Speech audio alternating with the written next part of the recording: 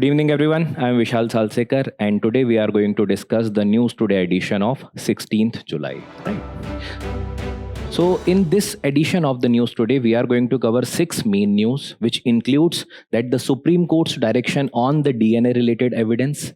Next article, we are going to discuss about the WHO and UNICEF data on the immunization, that how India has progressed on this particular front, right? Next is about the launch of ADEETIE scheme. Then yesterday we had discussed an article regarding Pradhan Mantri Kaushal Vikas Yojana, and now today we are going to discuss briefly about the Skill India mission, though yesterday we had discussed in detailed manner. We'll see again regarding that. Next article is about the Sustainable Development Goal Report of 2025, which was released by the UN Secretary General. And last in this discussion will be about the biggest ever black holes merger that was detected, right?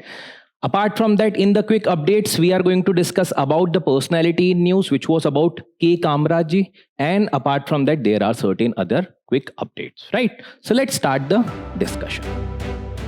So the first article that we are going to take about is the Supreme Court's direction on the management of DNA evidence.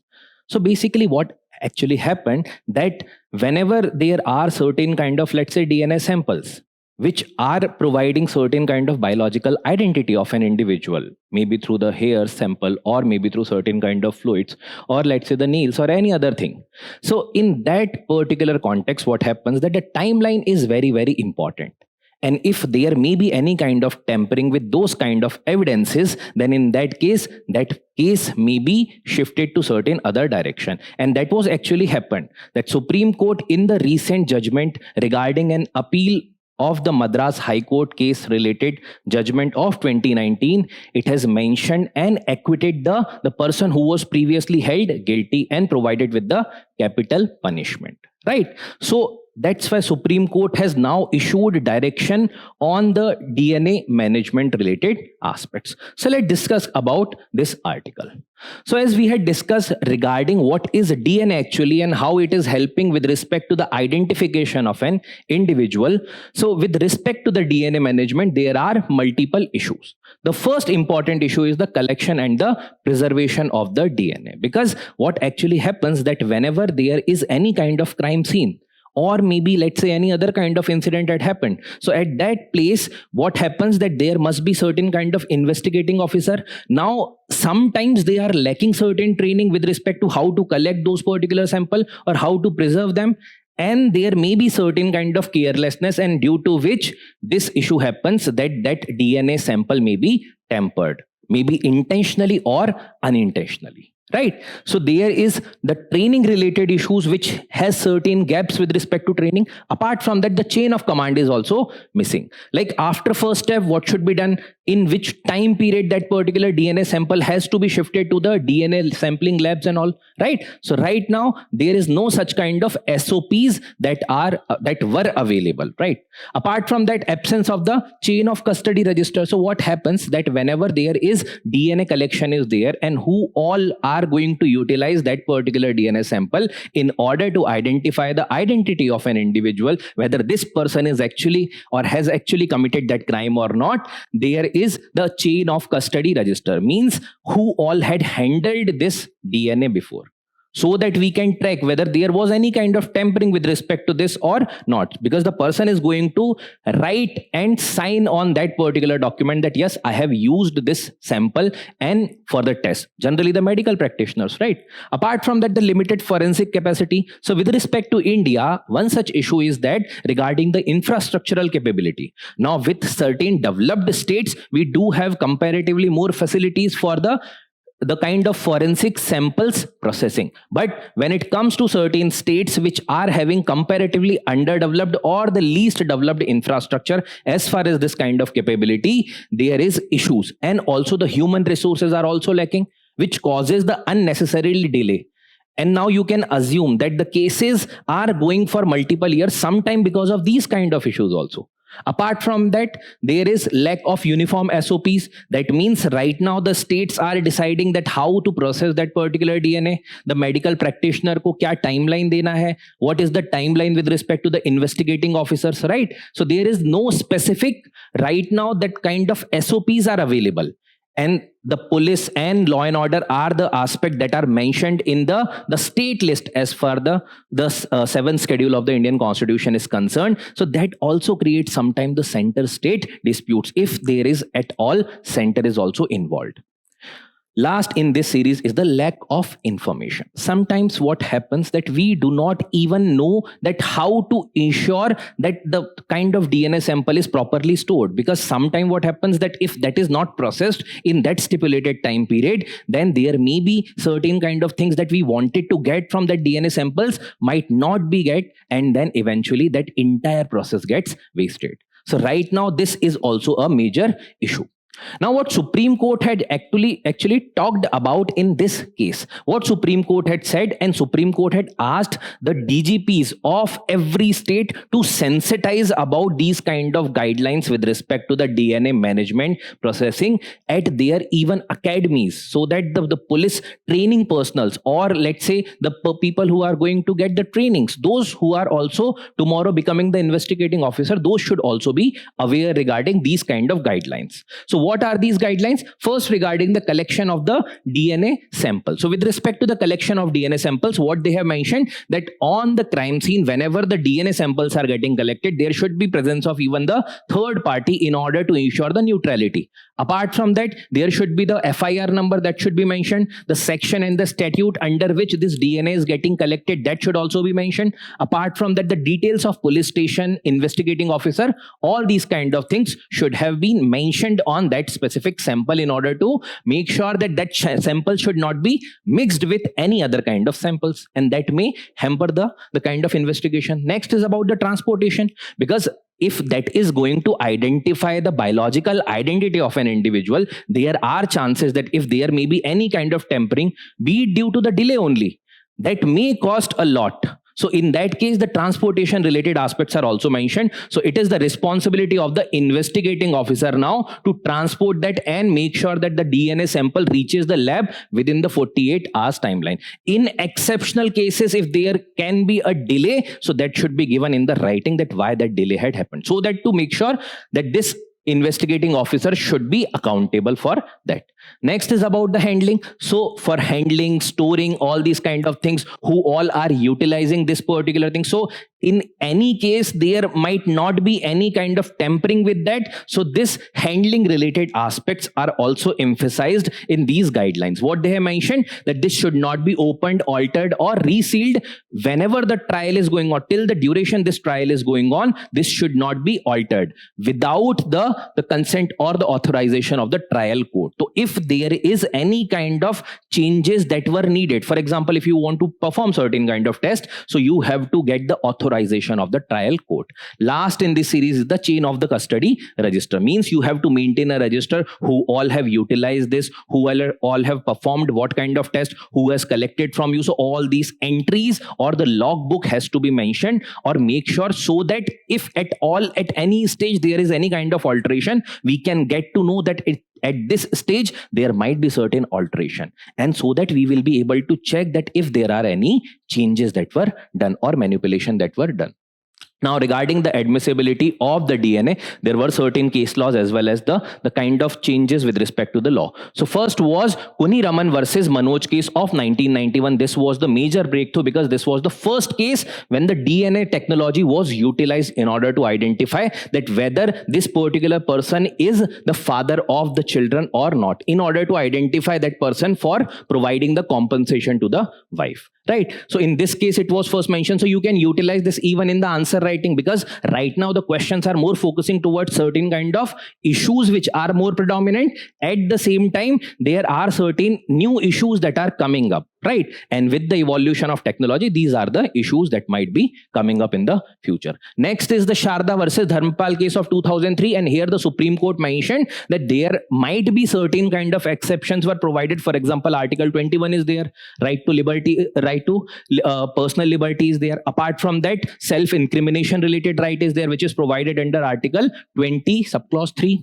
Right. So these are not basically hindering the investigating authorities to collect the DNA samples. So the DNA sample collection will not be hindered by these particular article. Means these articles are not getting violated if during investigation, if there are these samples, those are getting collected. And then in that particular case, yes, medical practitioner related aspects will be important. Apart from that, Bharatiya Nagrik Suraksha Samhita of 2023, where the section 51 also talks about that if there is a need that will be arising, and in that case if the medical practitioner thinks that it is necessary to get the samples, then in that case also the samples can be collected. Lastly in this is the Criminal Procedure Identification Act of 2022, where also it was like the NCRB and the other competent authority can ask for certain kind of, let's say, biological samples. So basically you can see from 1991 till this the evolution is there. So UPSC can even ask the question directly or indirectly about this. So have an idea about certain case laws related to this specific thing. The next article that we have to discuss about is the WHO UNICEF report of 2024 that the estimate shows a significant progress on the immunization in India. That means India has improved significantly. So this report was holistically talking about the South Asian region, where the India has progressed significantly from 2023 to 2024. The significant reduction of the non-immunization related children's were done, right? So let's discuss about the findings. But before discussion of the finding, what is immunization? In simple term, immunization is when you are providing certain kind of vaccines in order to prevent those diseases which can be vaccine preventable, right? At the early childhood stage. So these vaccines will create certain kind of resistance in the body, and that will be preventing from the future diseases. Let's say you might have heard of the polio vaccine, then the tuberculosis and all different kind of other vaccines that were administered to the children, right? So globally, if we talk about in 2024, 89% of the infants received at least one dosage of the DPT, which is the diphtheria, tetanus and pertussis related vaccine, right? If we talk specifically about India, it has reduced the number of zero doses children. What are the zero doses children? Means those children who are not receiving any single dose of the vaccines that are administered to them after their birth, right? So that is also reduced by 43% in 2024, which was like 1.6 million previously in 2023 and now reduced to 0.9 million in 2024. So this report is highlighting that India has jumped significantly as far as the providing vaccination is concerned. Now, with respect to the vaccination, India is driving multiple programs. So one of the pioneer program with respect to immunization was the expanded program of immunization that was started in 1978. And later on in 1985, the same program was renamed as the Universal Immunization Program. Now here the government has identified that there must be certain kind of diseases that can be prevented by the vaccination at the early stage of life, and for those particular things we can administer the child with those specific vaccines, right? So in this program, the immunization related to 12 diseases is being provided by government freely, and even that is being advertised. You might have seen the Amitabh Bachchan ka advertisement regarding the polio, and that had eventually helped, that had evoked the social consciousness, and that led to, in 2014, we eradicated the polio.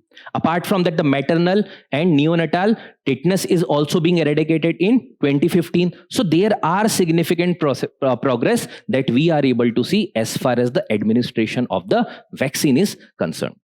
Now, what are the diseases basically being covered over here? So nationwide level par, like across the country, without any kind of discrimination between the states, diphtheria, then pertussis, tetanus, polio, measles, rubella, then childhood TB, then hepatitis B, meningitis and pneumonia. Apart from that, there are certain region specific, because some kind of issues or let's say diseases might be occurring because of, let's say, certain kind of geographical disadvantage or maybe with respect to certain genetic aspects, right? So they are region specific where the incidences of those diseases is more or are more, the rotavirus diarrhea, then apart from that the pneumococcal pneumonia, and apart from that Japanese encephalitis.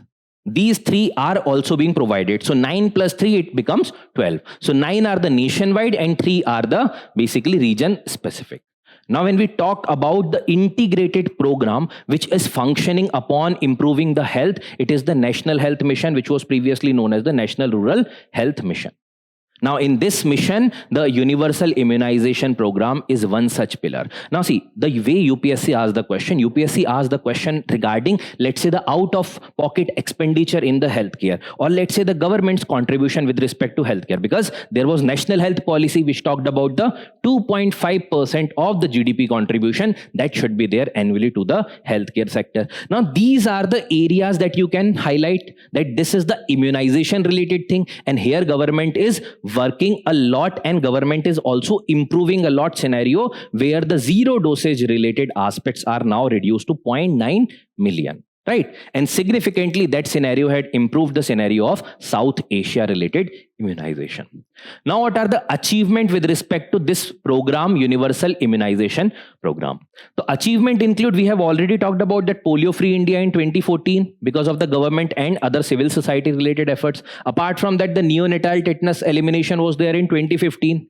And even maternal tetanus, right? Apart from that, the reduced vaccine preventable diseases, because these are the diseases for which we are providing the vaccination that can be preventable. For example, polio is preventable. For example, meningitis, or let's say the rotavirus related things. But then if not administered at the early childhood stage, then there may be irreversible damages that may be done to the children, right? So at the early life, you have to provide these kind of vaccines. Lastly, in this is the increased immunization coverage. We have seen already a data that from 2023 to 2024, there has been significant reduction of the zero dosage related vaccination. Right? So 43% is the data regarding that, and you can give the authenticity to that by mentioning that the data is from the WHO. Right? Now, when we talk about the key initiative that how government is working upon this, the programs includes the Mission Indradhanush, which was started in 2014, and then there were subsequent developments that were done in the Mission Indradhanush itself. So this is the 5.0 version, which is specifically talking about the improvement in the conditions of measles and rubella vaccination. So see, ऐसा नहीं था कि since very beginning all the diseases that were covered already. जैसे we have identified that these are the issues where we can provide our early dosage that can be administered. So they were included later on. So the latest focus is going on the measles and rubella. Apart from that, there is UWIN portal, which ensures the seamless vaccine delivery, availability, affordability related aspects. So that is a digital portal so that you can track whether the vaccines are available or not. And it also makes sure that whether any part of India you can get the vaccine administration. That is also not restricted to the strict schedule of the vaccine availability, right? So this is about the vaccine related development. Next article is about the assistance in deploying energy technologies in the industries and the establishment. So what kind of assistance? So this particular scheme, if you talk about this is the ADEETIE scheme. So sometimes UPSC just focuses upon that ADEETIE. They will give you this spelling and then they will ask 4 options that among which this objective was. So basically this is for the energy efficient technology deployment and specifically functioning for the MSME industry. How we can make the MSME industry more energy efficient, because these are already the micro and the small medium enterprises, right? And if we are going to provide the energy efficiency, their productivity will boost and they will also be able to contribute for the green energy related things. So let's discuss about this thing. Now again and again I am highlighting that if there is any scheme, you should be having an idea about which particular ministry it is related to. That can be directly asked in the UPSC prelims examination. So this is related to the Ministry of Power. Now, which is the nodal authority which will be implementing this scheme? So it is the Bureau of Energy Efficiency, which was formed under the Energy Conservation Act of 2001. Now the duration of scheme, that much predominant, but yes, you can have an idea about that. For 3 years it will be there. So from 2025-26 to 27-28 tak, this scheme will be going on. What is the objective? That it will ensure that there should be energy efficiency, roughly 30 to 50% more energy efficiency should be there in the MSME industry. And for that, for getting or generating these kind of capabilities, we are going to incentivize them. We as a government is going to incentivize them.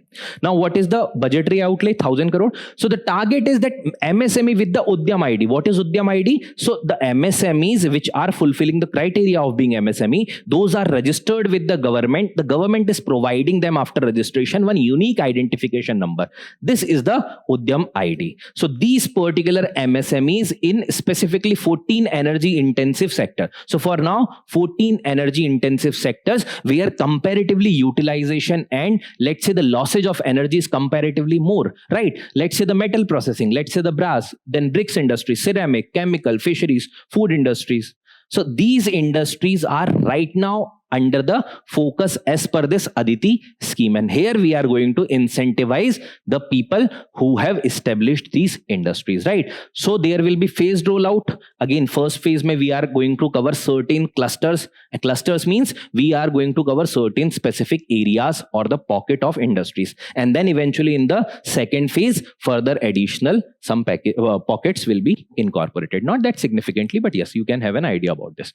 Now, what are the components? This is very important thing because how this scheme is going to get implemented over a period of time. So first we are going to provide the interest subvention. What are the interest subvention? Means you are taking a loan on which you are going to pay the interest, right? So the government on upfront basis are going to give you some subsidy or let's say certain kind of relaxation in the interest that you are going to pay. For example, let's say if the interest is 8%, government will say we are going to give you the interest subvention of 3%. That means effectively you are going to pay now 5%. 8 minus 3, 5, right? So interest subvention is going to be provided. For micro and small industries, it is 5%. And for the medium enterprises, it is 3% on the loan they are going to take, which will be deployed for the energy efficient technologies. Apart from that, streamlining the project implementation. Once you have taken loan, now you are going to implement that particular money on different aspects. Let's say maybe incorporating certain best practices, maybe replacing certain equipments, right? So all these kind of things will be there.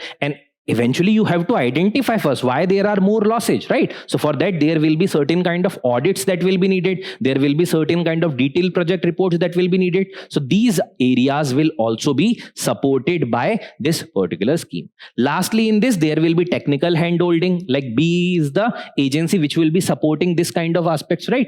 Apart from that, financial incentives are being provided. We have seen the loans related thing. Then the assistance in conducting the investment grade energy audits, like energy related audits, that why more efficient technologies can be deployed in certain specific areas, why they are taking right now more energy and comparatively how we can reduce that.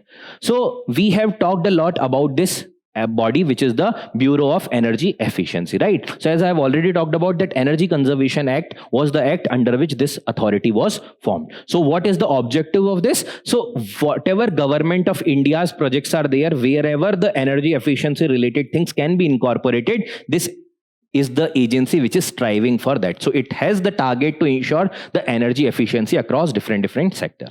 Now, when we talk specifically about the micro, small and the medium enterprises, there are certain schemes that are already being run by the BEE. So what are these schemes? So there is BEE SME program for the enhancing energy efficiency. Then there is national program on the energy efficiency and the technological upgradation. So there will be technological upgradation that will be deployed in certain specific areas of MSMEs. And then there is Siddhi portal, which is simplified digital hands-on information on the energy efficiency in MSME. So these are the existing scheme. So MSME as a topic is very important because a lot of people are employed there.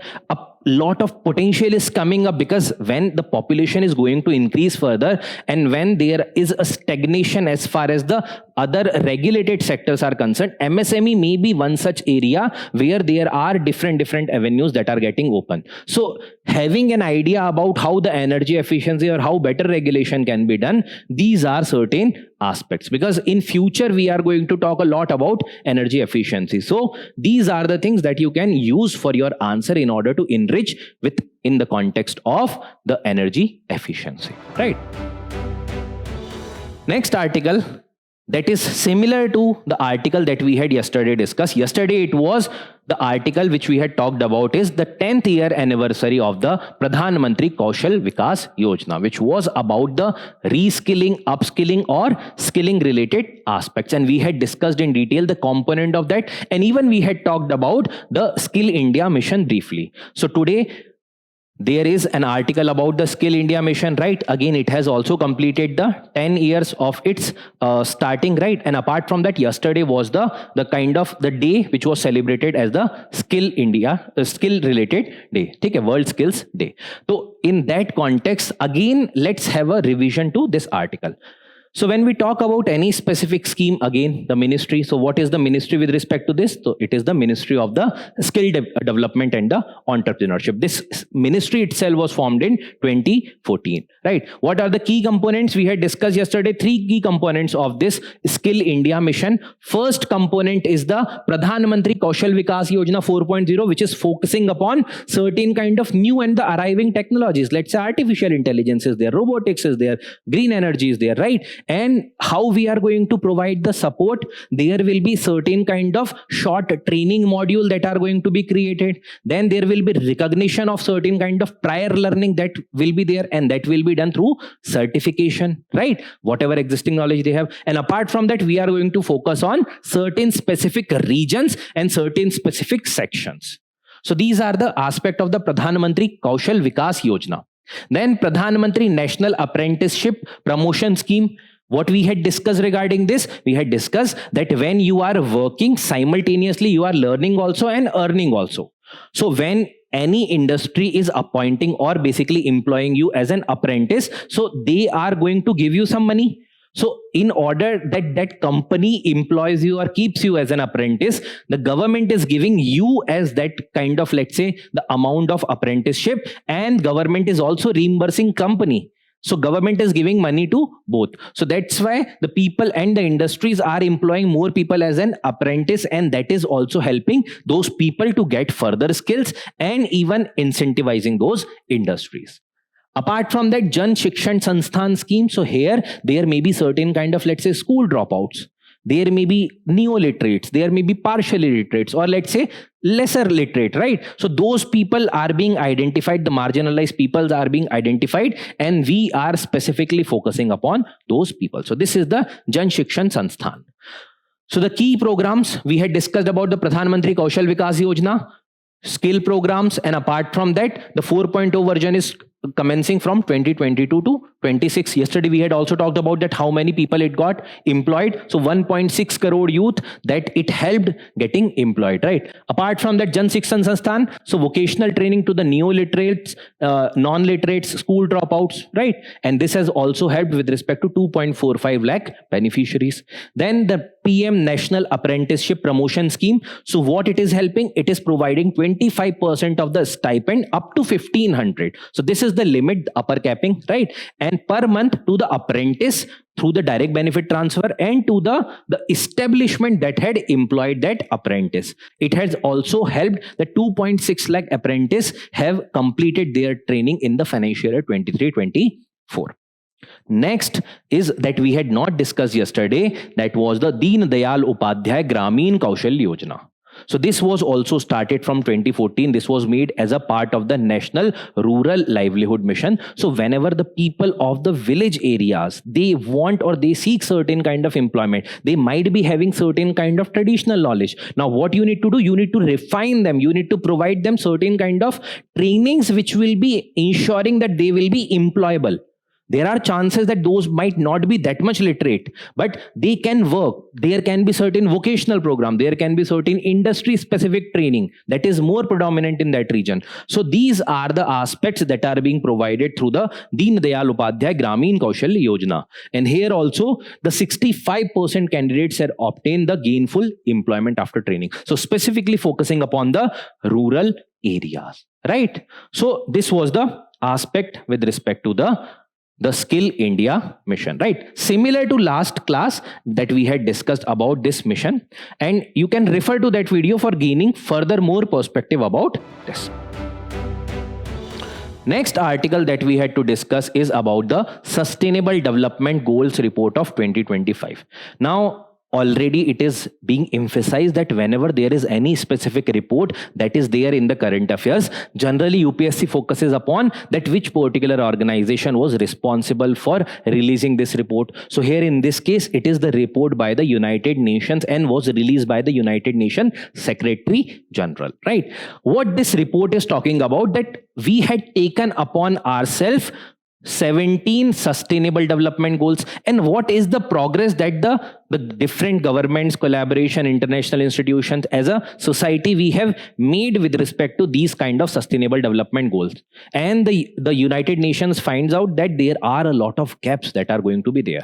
So see, report, there will be different subjects of the report, and you can utilize that in your answers. I'll talk to about this. But before that, let's discuss about how the concept of the sustainable development got evolved. So in 1987, there was a Brundtland Commission report that talked about our common future. So the report talked about that the development should be in such a way that it should not compromise the future generations development. Matlab, whatever development we are doing, that should not be compromising the future generations to develop themselves. Means the resources should be utilized sustainably, and that can be considered as one such pioneer of the sustainable development. Then there was a Rio Earth Summit where we have seen the significant developments were done with respect to the climate change, with respect to biodiversity, with respect to desertification. And then there was another report, Agenda 21, which talked about certain principles for the 21st century, and that had also talked about the conservation of environment and the some aspect of sustainable development. After that, in 2000, there was a UN summit, and there they had taken the Millennium Development Goal, MDGs. So before SDGs, there were MDGs also. So MDGs were talking mainly about the poverty eradication of hunger, and certain other kind of things like the reduction of mortality and all. But these were focusing more towards the poverty and the associated aspects. There were a lot of new things that emerged over a period of time. So in 2012, we had realized that there is more focus that have to be provided to different other sectors which were not covered in the MDGs. Though in the Johannesburg summit, it was furthered that MDGs should be implemented. But then when there were certain gaps that were observed in the implementation of SDGs, we wanted there should be a more comprehensive framework. So 2013 onwards, UN started deliberation. There was open working group. And in 2015, finally, there was 17 SDGs that were adopted.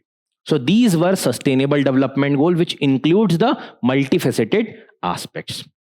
Now the target is 2030, means we have to achieve these SDGs by 2030. Now what are the specific aspects that are mentioned in the report? So the report talks about goal by goal and where there are most issues that are being observed. So first is about the goal number 1, which is about zero poverty. So despite there is a goal that has been taken, and right now we are just 5 years away from achieving the kind of deadline of 2030.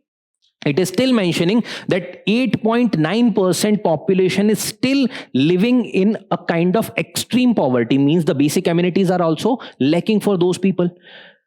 Now see, if there is, you can see all the topics, okay? Whether it is poverty, hunger, quality education, gender equality, decent work and economic growth, all these are the topics as it is mentioned in the syllabus also, and the question are being asked every year. So these will provide you a ready-made data about these issues, and you can quote these as a reference by the UN report on the Sustainable Development Goal progress, right? So these will be helping you in order to substantiate your answers.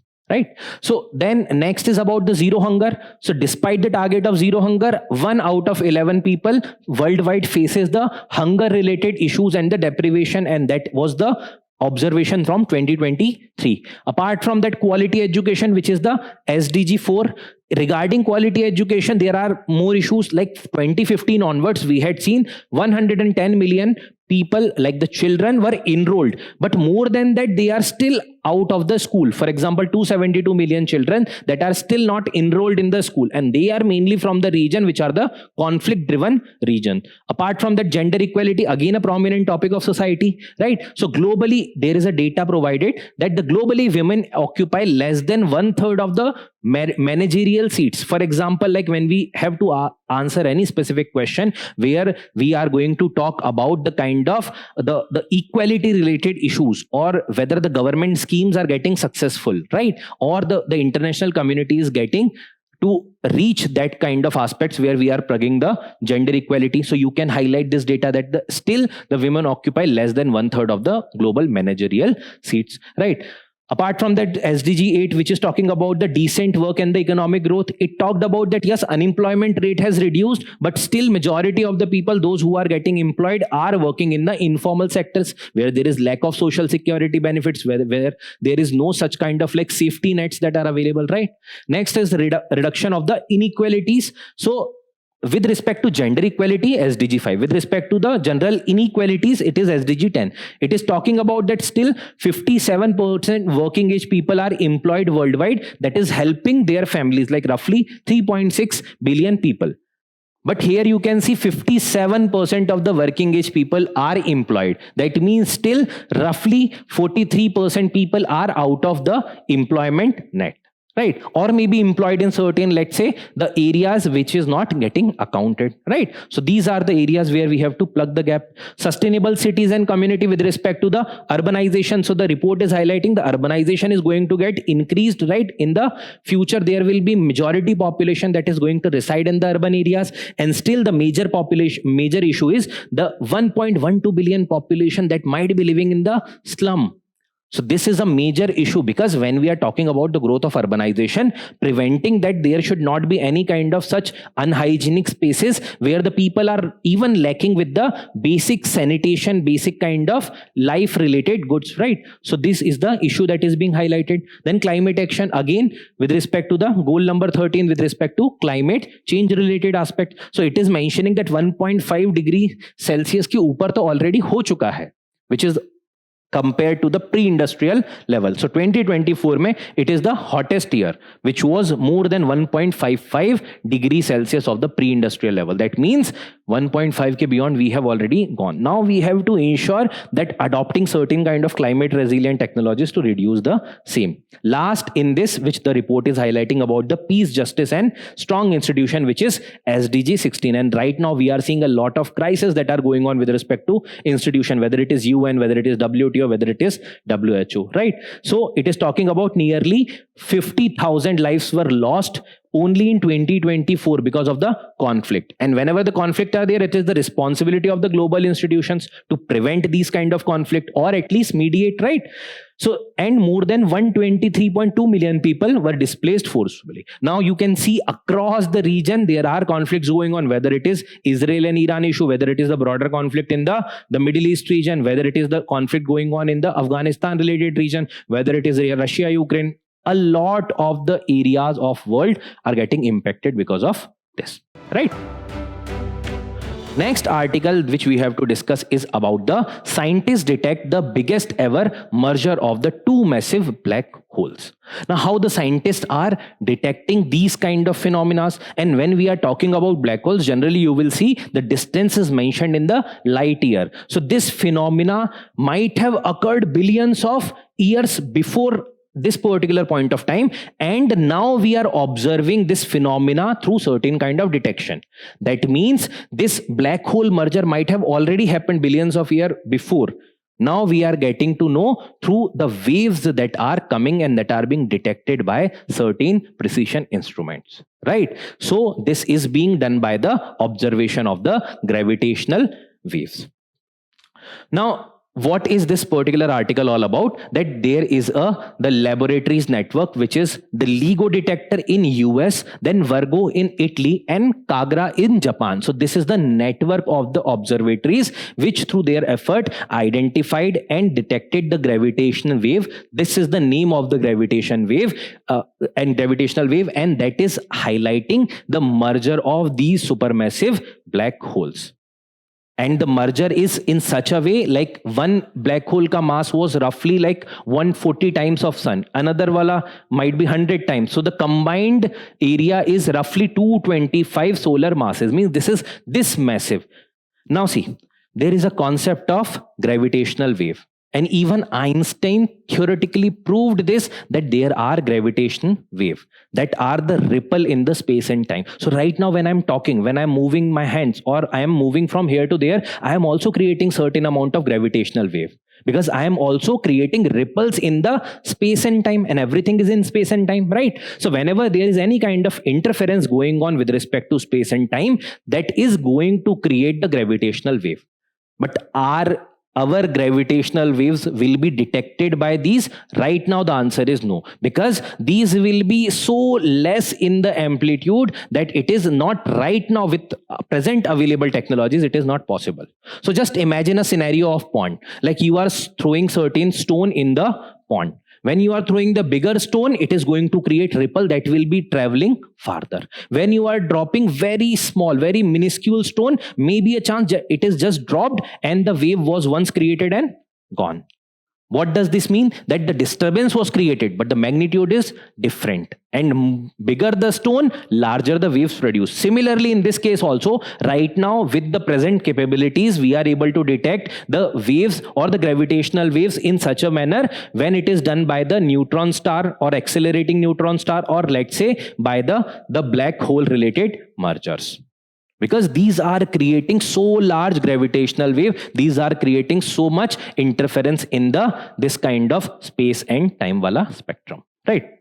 So these are the ripples in the space and time. Now what are the black holes? I hope that you might have seen the Interstellar. देखो समझ आई नहीं आई वो बात अलग है, but Interstellar you might have seen. Now when you might have seen that Interstellar, when the person was going inside that black hole, you might be seeing that it was completely dark. It was so dark that even light could not escape this. So basically black hole is an astronomical object where the gravity or gravitational pull is so strong that even light cannot escape, and that's why you are seeing what? The complete darkness within the black hole. Right now there are different types of black hole. So the stellar mass black hole, which is roughly like 20 times of the mass of sun to roughly 100 times of the mass of sun, that will be categorized as the stellar mass. Then the intermediate mass, which has roughly from the 100 times to the mass of sun to roughly 100,000 times of the masses of sun. And then there may be supermassive black holes also, which may be 100,000 times to the mass of sun to the billion time to the mass of sun. Do not worry about this, just have an idea about that these are the small, medium and large kind of thing, right? Depending upon kitna zyada mass hai as compared to the mass of sun, which is used as a measuring unit, right? Now when we had talked a lot about the gravitational wave related things, how that was getting detected, so let's discuss about the gravitational wave detection network. So there are different observatories that are created at different parts of the world. So LIGO, which is the Laser Interferometer Gravitational Wave Observatory, which is situated right now in United States. There are two observatories. One is at Hanford, Washington, and another is at the Livingstone, Louisiana. And then there is another which is getting established in the Hingoli region of India, which is the LIGO India, which will be in the Maharashtra, right? Apart from that, there are two other observatories. There is Virgo in Pisa, and it is done by the European Gravitational Observatory, EGO. This is not LIGO, but this is also collaborating occasionally, right? So this is the collaboration of Italy and France. And next is the Kagra, which is in Japan, located inside the Kamioka mine, right? So these three have collaborated and provided the idea about the biggest ever merger of two major black holes, right? Now with this we have completed the main news. Now let's discuss about the personality news, which was about K. Kamaraj or the Kumaraswami Kamaraj, right? Now, this was the significant personality when we talk about the post-independence India. If you have seen that series, which was named as Pradhan Mantri, that particular series highlighted that how significant this personality was, and he could have become even the prime minister after the Pandit Jawaharlal Nehru, right? So this was the stature and the personality. So he belonged to the Madras region, right, erstwhile Madras province, which later became the Tamil Nadu region. And eventually in 1954, for 3 consecutive terms, he became the chief minister of Madras province, right? Now, when we talk about his contribution as far as the freedom struggle is concerned, he contributed immensely and significantly. So there was Jallianwala Bagh massacre incident that shook the kind of the soul of each and every individual, the kind of massacre that was seen by India, right? And at that point of time, he decided that yes, I also have to show my voice against the British rule. I also will be part of the Indian freedom struggle. So he took part in the non-cooperation movement. There he contributed significantly. After that, he was part of the Jhanda Satyagraha. There was Sword Satyagraha. There was Neel Statue Satyagraha, right? And even the Salt Satyagraha, where he was part of. So these are different Satyagraha which were done at different point of time. The Nagpur flag satyagraha was specifically in 1923 around time period, where the hoisting of the Indian national flag was banned. And then there were people starting from Jabalpur to Nagpur to different other parts of the country, they hoisted the national flag. Similarly, the Sword Satyagraha, which was basically about that carrying of the sword was made as an offense under the Arms Act. And then these people rallied with the swords in their hand in order to protest against the unjust rule. Then Neel Statue Satyagraha, which was like the personality who was the oppressor in the 1857 ka freedom struggle. And at that point of time, the statue of the Neel was erected in the Chennai.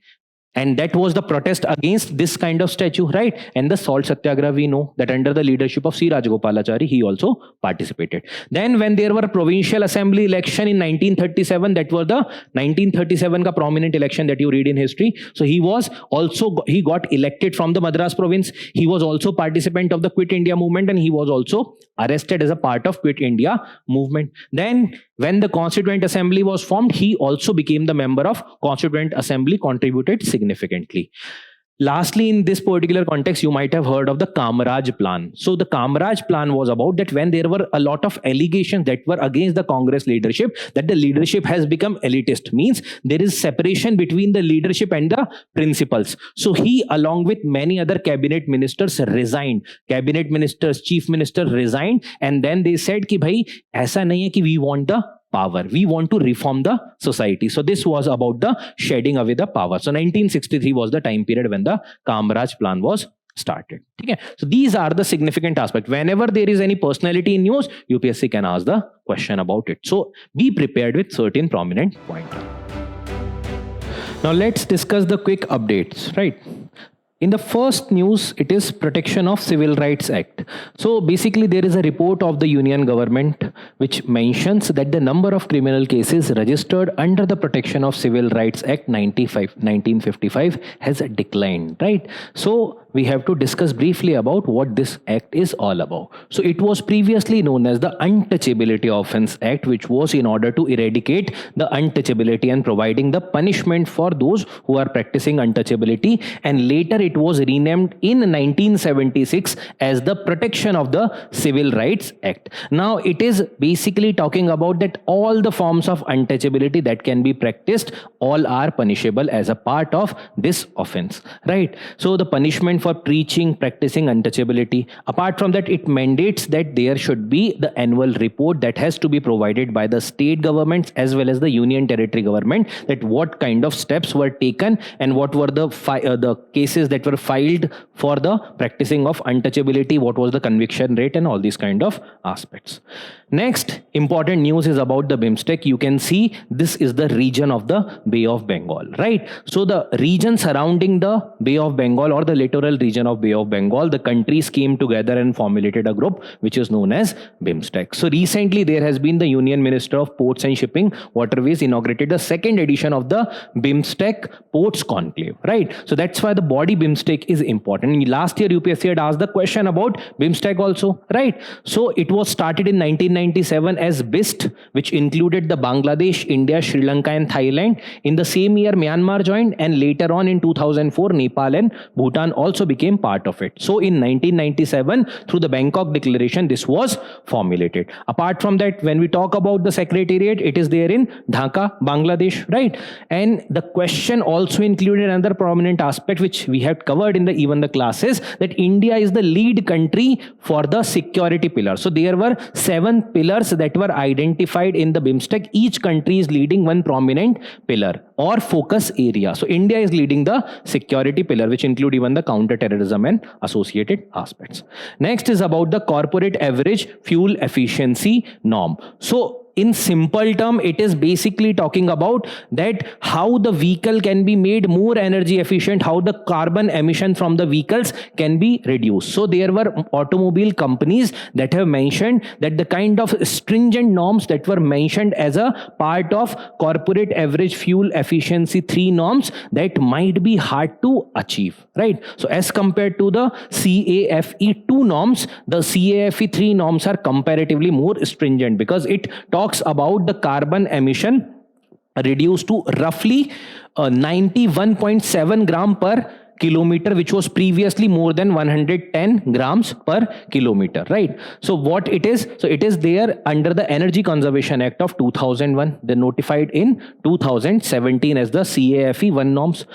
It is aiming to reduce the dependency on the oil, and also it will reduce the air pollution. When the carbon dioxide emission will be reduced, it will be reducing the air pollution. It will be for all the kind of vehicles, petrol, diesel, LPG, CNG, all the kind of vehicles less than 3,500 kilograms. This is the vehicle weight, the gross vehicle weight, right? So right now this is for the 5 year. After this there will be rolling out of the CAFE 4 norms. So basically the contention is that the vehicle manufacturers are mentioning that for the lesser weight wala vehicles ke liye you should be more relaxing the norm. Roughly Maruti has suggested ki 1000 kilo se kam walon ke liye you can make certain specific other norms. Next is the Patriot missile defense system. So you might have already heard about the S-400, and when Operation Sindoor was carried out, a lot of articles had covered, and we also covered regarding the S-400. So this is a similar kind of air defense system which will be having some radar to tracking. Then there will be the kind of like missiles that will be catching up any kind of, let's say, the aircraft, or let's say the intercepting the ballistic missiles, or let's say cruise missiles, right? So this is the system of USA, the phased array tracking radar for the interception on target, right? So now why it was in news? Because USA is now giving this particular system to Ukraine in order to defend its territory, right? It will be including radar control system. These kind of things are there. Apart from that, even the missiles that are involved in this, they will be having their own RF seeker, so that if there is any kind of changes or maneuvering done by the target, so the missile will be also adjusting accordingly. So it is tracked via missile guidance system. Next is the LCA Mark 1, which is the upgraded form of the Tejas LCA-1, right? So this is the most advanced version of the LCA. So the context is that we have got another second generation engine from the General Electrics, which is supplying the engine for the LCA Mark 1A. Now this is a 4.5 generation all-weather multi-role aircraft, because right now in the Operation Sindoor we had seen how the agile aircraft, the more advanced aircrafts are more important in order to ensure the sovereignty and the territorial integrity of the country. So it will be including certain surveillance radar, then the electronic warfare suite, which include the radar warning, then the protection jamming of different kind of vehicles. Suppose if somebody is chasing you, so you can jam their radar, then the digital map generator, then the smart multifunctional display. All these are part of this. So it is going to be an advanced multi-role aircraft, which will be used for all the kind of combat scenario. Next is about the radiation monitoring system. So in simple term, this system will be detecting if there is any kind of ionizing radiations are there. So there may be a scenario when there is any kind of radiation leak. So there it will be able to observe that whether in the air, if there is any kind of radiation related scenario, in the soil, if there is any kind of contamination because of the radiation. So recently DRDO had handed over 6 indigenous RMS to Indian Navy, right? So in the case of any kind of warfare, if there is any specific ionizing radiation that are there, so these kind of devices will be able to detect those. So it will be including the gamma radiation aerial surveillance system, environment surveillance vehicle, name is not that important. The kind of technological aspect is more important. It will be measuring the radiation field, that it will be measuring the surface contamination and also the airborne radioactivity. Now it is also known as the Geiger counter or the Geiger-Müller meters, which are detecting the and measuring the ionizing radiation. These are the utilization, for example, nuclear power plant, medical facility, environmental monitoring. Then next article is about Cabo Delgado, right? So this is a region which is situated, you can see the territory of Mozambique here. It is the Cabo Delgado province, which is the province which is in the internal conflict. And what is the report that is suggesting? That the recently proposed LNG plants which are there, and the 4 LNG plants are there, these 4 LNG plants could use at least 17% of the world's remaining carbon budget. Means 4 plants can utilize this much amount of carbon budget. Matlab, the carbon budget is ki in this limit, if there is carbon emission, then there will be no change with respect to any external scenario of carbon related issues. But beyond this, once this is exhausted, after this, there will be a lot change in the external scenario if any extra unit of carbon is getting emitted. Okay. So here the region is more important. You can see on the northern side, it is Tanzania. On the eastern side, it is Indian Ocean region, right? So this is the province of the Cabo Delgado. There is a river that is mentioned. Rovuma River is there, right? And there is a tribe that is also mentioned over here, Makonde ethnic group, which is there. Then next is regarding PM professorship scheme. So in very simple terms, this is the scheme that is helping the kind of, let's say there is scientist who had now gone retire, right? Or let's say any active professional who is pursuing science, and he is or she is active pursuant of science, be it the Indian citizen, be it the overseas Indian citizen, or let's say any other NRI person, or maybe any overseas individual who want to support the Indian ecosystem as far as the STEM field are concerned. So if they want to contribute, so they can be provided the opportunity to be acting as a mentor to the Indian state-led universities, right? So they will be the universities which are category A of the Partnership for the Accelerated Innovation and Research Program, which is part of the Anusandhan National Research Foundation.